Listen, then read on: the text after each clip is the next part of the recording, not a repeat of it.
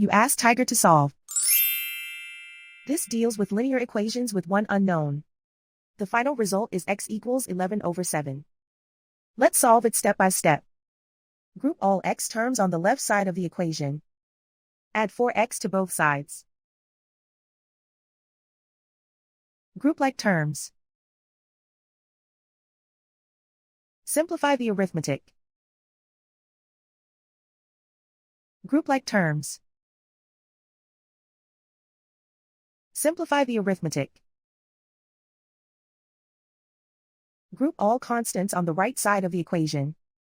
Subtract 9 from both sides. Simplify the arithmetic.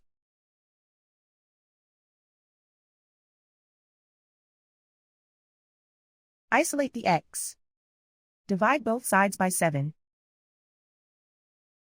Simplify the fraction. And so the final result is x equals 11/7.